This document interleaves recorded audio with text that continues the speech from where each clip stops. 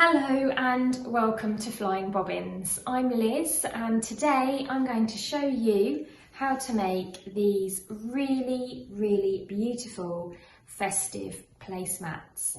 Now these are made using a panel from Macower. On the panel you get 4 placemats, 8 coasters and a centrepiece. Now these are made by first fusing the panels to some quite robust foam and then attaching a backing fabric which goes beautifully with the panel. It's designed to go with the panel actually, part of the same collection. And then we edge them, and there's 2 choices of how we're going to edge these. This one we fold the backing fabric forward to create the edge, and then to add a feature on the other placemat I've done here as an example, I've actually added some really pretty delicate silver binding to the edge there as well. And these panels come both in a beautiful delicate silver grey colour and also a very festive red and cream colourway as well. And I will show you both colour options today, but I'm going to be doing my demonstration showing you how to make these using the silver grey panel. As an extra feature, you can also, and I don't know how clear it is to see, but you can also stitch around these details here as I've done. And that really gives this a beautiful quilted 3D effect, which is very pretty indeed. And the foam really does work well with that. In fact, if I turn it to the reverse side, you can see here how I've just picked out some of those details. So I'm going to talk you through how to cut and prepare your placemats, how to fuse them, how to do the edges, and also how to do the stitch detail as well. You can do this using a regular sewing machine and your typical sewing room tools, scissors, thread snips, that sort of thing. You're going to need an iron set up as well so that you can fuse your panels together. You'd need a ruler and a pen so that you can get the borders nice and neat too. And as always, there are kits containing everything you need to make your place setting available at flyingbobbins.com, and I shall put a link below for you to follow. You can buy those kits as a complete box set containing the panels, the foam and the backing fabric, or you can simply just buy the Macower panel by itself and use your own supplies to complete the project. Either way, you can follow these instructions to make sure that you have sewing success. And I just wanted to show you how beautifully everything goes together, because of course you can also get your reversible cracker kits from Flying Bobbins as well. And this uses a fabric that coordinates beautifully, also by Macower. And these are reversible, so you have the silver on the other side. So I will put a link for those crackers kits below. I'm using, just for this setup, a piece of the Dashwood Silver Twist as a pretend tablecloth. And I think that these fabrics, although they are from Dashwood and Macower, they go together beautifully. I love all these silvery white tones. And with the silver star ribbon and a touch of that metallic binding there, it really does make it look very special if you want to design your whole table setting around this gorgeous silver and white theme. And likewise with the red, you could use the Dashwood Red Twist Metallic, or you could use the Dashwood Gold, which would go particularly well. And you could even use either the Macower cotton or the Dashwood cotton to make napkins as well. So lots and lots of ideas here to make your Christmas table really special.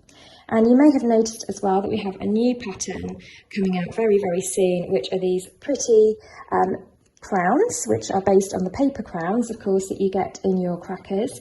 These are reversible fabric crowns, which are really pretty, tied up with ribbon at the back there. They fit on pretty much anybody because you can adjust it using the ribbon. And you can roll these up and fit them inside your Christmas crackers, and they're great fun to make, so I will be doing a video on those too. But I just wanted to show you how altogether this does make a really beautiful display. And likewise, you could do the same with the red design as well. And talking of the red colourway, I thought I'd use a pre-boxed up kit just to show you what you get. So in your box,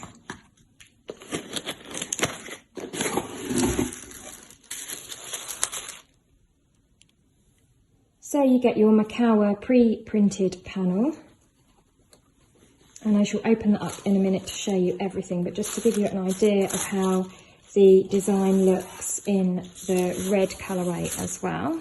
And this has gold metallic accents on it, which are really pretty. You can see the stars here picked up in gold foil.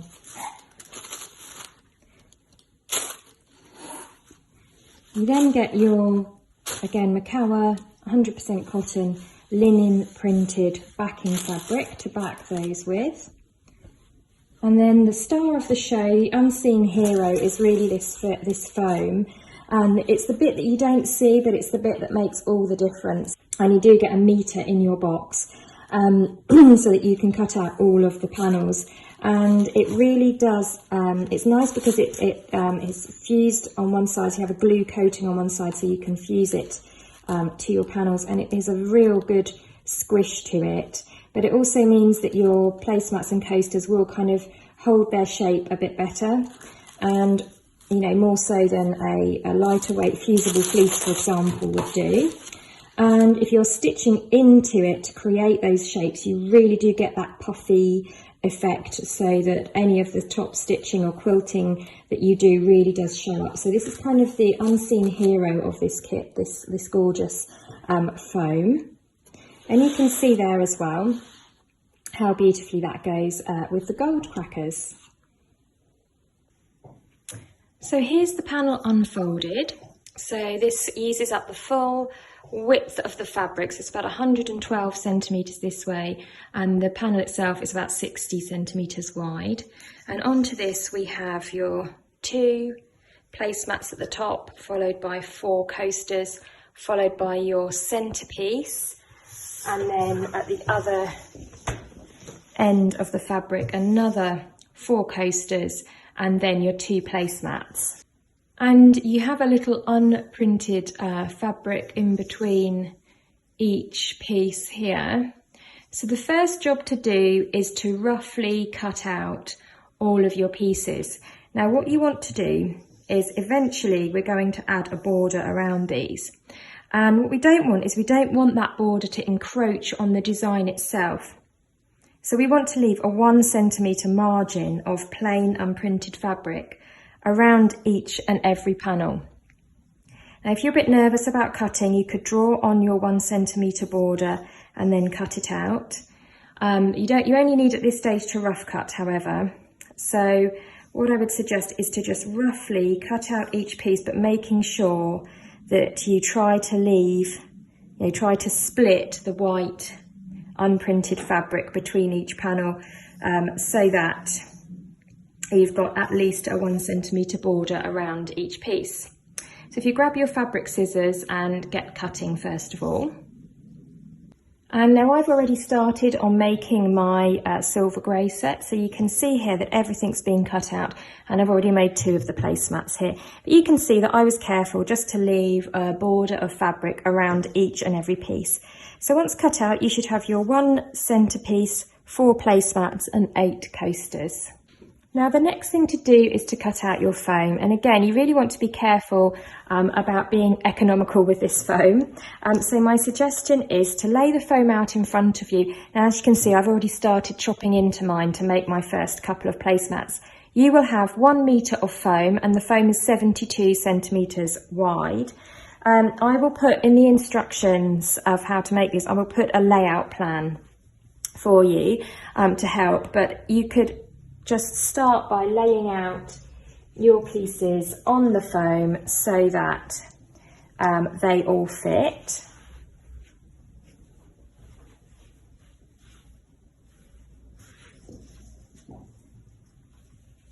And once you know that you've laid them out in such a way that everything fits okay, then again you can grab your scissors and you can just rough cut your pieces of foam.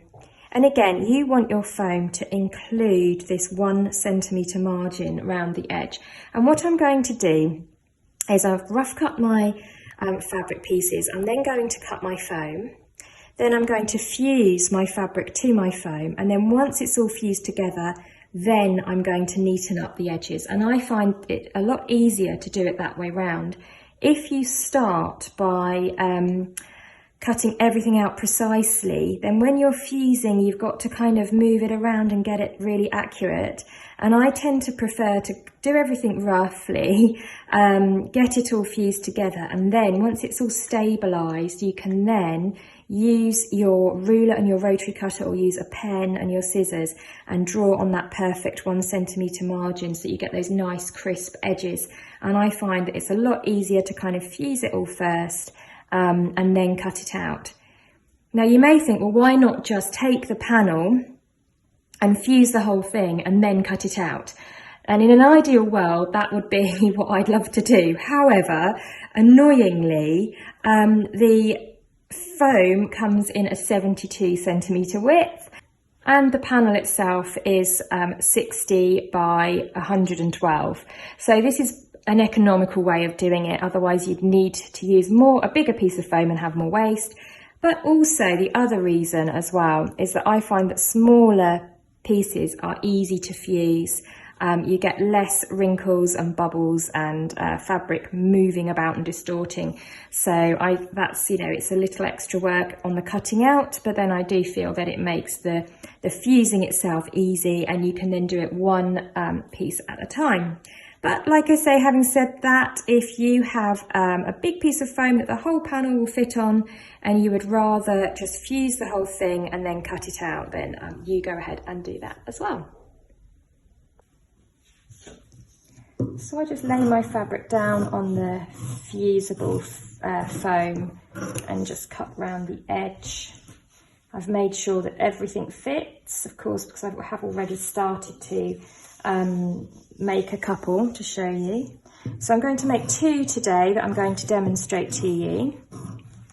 One of them I will use the binding round the edge method with the silver binding, and the other I will use the folding forward of the lining, so that you get to see both techniques.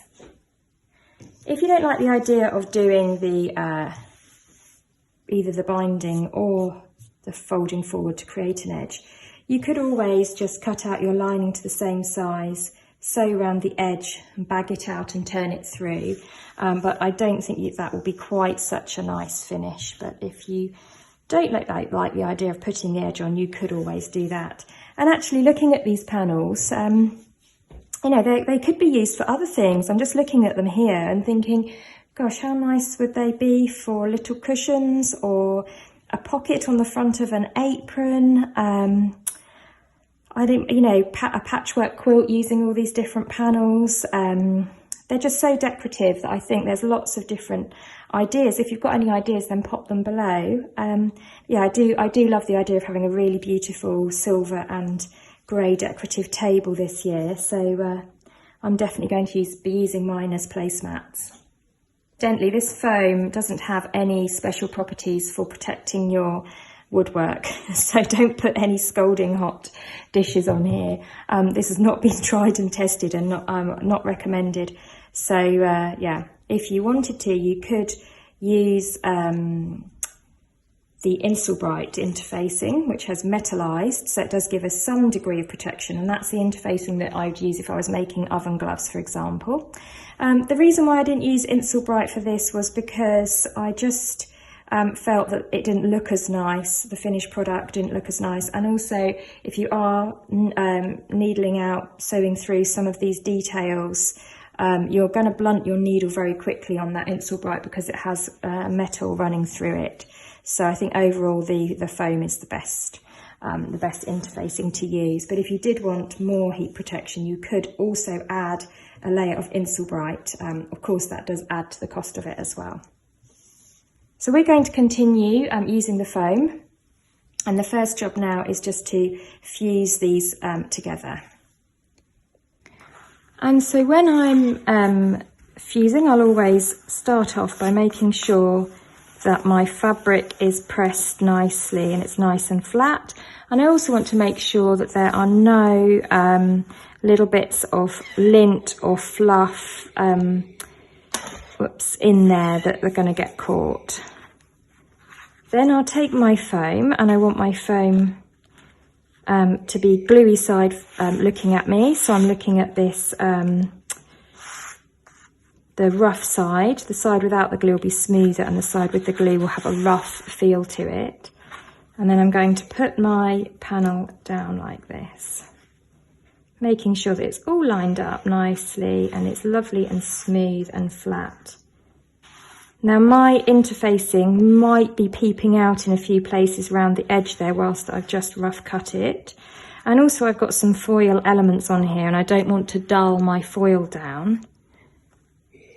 So I will grab a tea towel or a pressing cloth and just cover that to protect both my iron and to protect that foil. I'm using a sort of medium heat here and I just want to hold the iron in place just to heat that glue to fuse it onto the panel. And I can see now that that has nicely attached together. That's all nicely fused together into one piece now. So I'll repeat that for the second placemat just so that I can show you the two techniques. I'm going to make two today, one with silver binding and one without.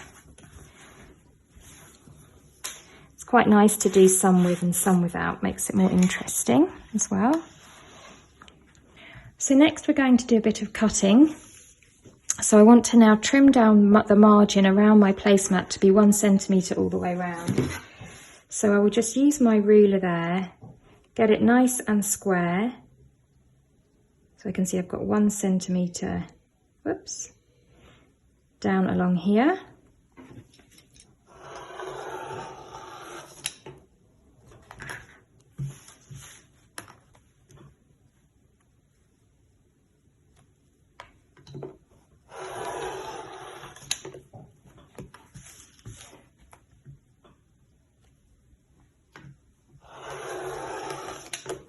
There we go. So I've now got my my placemat with the borders nice and even. Now if you don't have a ruler and a rotary cutter, don't worry. You could just draw on your centimetre seam allowance and then cut out with scissors. Next you want to get your backing fabric and lay that down looking at the wrong side. So wrong side facing you. And again, you want to lay out all of your pieces. Once you've cut them out and fused them, I'm just doing 2 here, but you'll have all 13 pieces to lay out. So what you want to do, again, just how we did with the fusible foam, is lay them out and you want to leave at least a 4 centimetre, or at least a 3 centimetre border around the edge. And again, what I like to do is to place these down, rough cut them, then I'm going to stitch the placemat to the backing, and then once it's stitched in place I will then cut this accurately. So I start off by cutting it roughly, stitch it in place and then cut it accurately, and what you want to end up with is a 3 centimetre margin all the way round. And what that will do is it gives you enough fabric to fold in and fold in again, giving you that nice edge that still allows you to see the detail on the panel itself. So lay out all of your pieces, make sure they fit, and then rough cut that lining piece out. Now, if you are using the binding method, so if you're going to use a decorative binding around the edge, then you do not need to leave the 3 centimetre margin. What you can do then is just cut out to the same size. But I would say actually, even in that instance, you may want to cut slightly larger, stitch together, and then trim down. I just find that that way you get a truer, cleaner, crisper edge. But if you're a quilter yourself and you know you have your techniques that you like to use, then you use your preferred methods. So let's cut out this one to begin with, and this one I am going to use the turn in and edge method, so I will leave a nice border, and I've got enough room down here to fit my coasters in.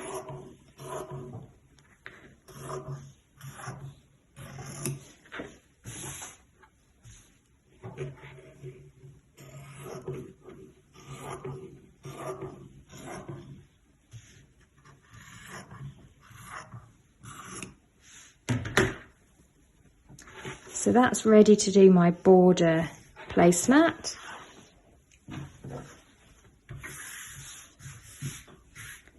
And then for my placemat where I'm going to add the binding, I should just rough cut it, but a little more, because I don't want to waste. At the end of the day, I am going to trim this off, so I don't want to waste anything. But I just don't need that big margin around the edge.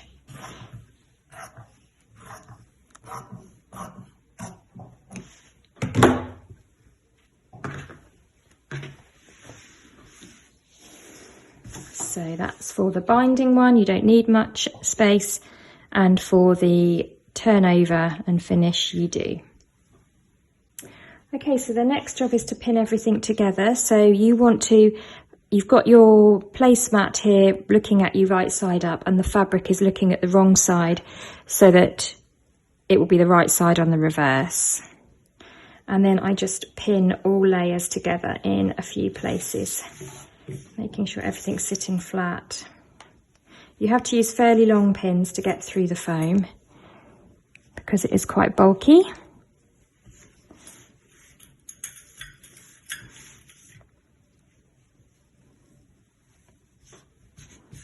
There you go, I use one in each corner there. Same for this one.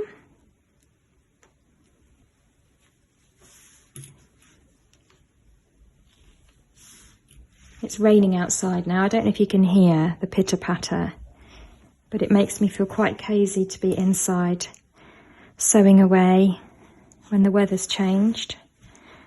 We haven't had rain much this year. There we are. So those are both now pinned in place and ready to sew.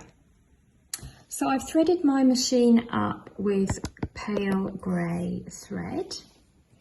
And I am just going to position my panel somewhere along the side. It doesn't really matter where, but you want to make sure that by hand winding the needle down in there, that it's just hitting the edge here. There we go. And I'm just using a universal needle and a regular straight stitch length of 2.4, so anywhere between 2 and 3 really. And we're just going to stitch through all layers, attaching the panel to the backing. And when you get to the corner,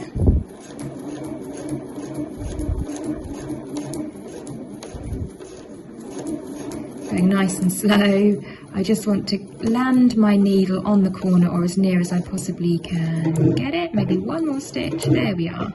And then I want to lift, with my needle down in my fabric, I want to lift my presser foot so that I can swivel that round, and my fabrics are all anchored by my needle there. And then I should put my presser foot back down and carry along this next line. So I'm keeping my eye looking here to check that I'm on the edge. So this isn't a difficult project at all, but it's just all about precision really, to get that nice square nice and true. If you find that your fabrics are walking around a bit, just at intervals, stop what you're doing, raise your presser foot and smooth everything back down a little bit.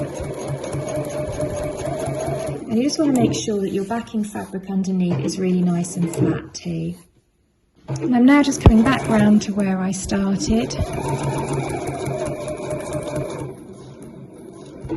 So I'll just do a couple of back stitches just to finish that off, and then I've got a little button that cuts the thread for me, and that's done. So it kind of, you can see how it makes this sort of wodgy indent when the machine sews into the foam, which is really quite satisfying.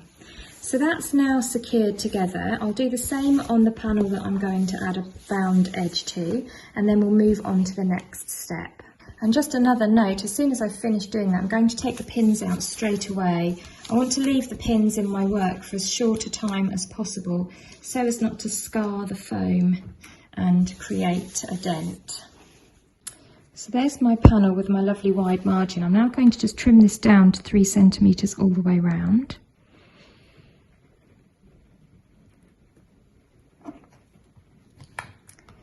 And you obviously have a bit of a lip where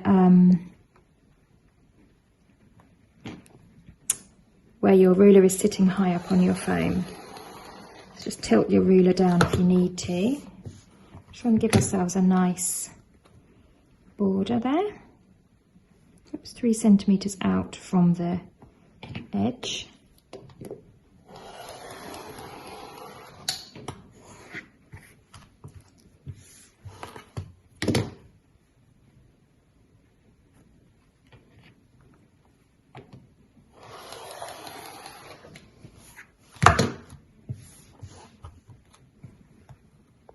There we go, so I've now got a 3 centimetre border all the way around. And then with my panel that I'm going to do a bound edge on, I will just cut everything down the same.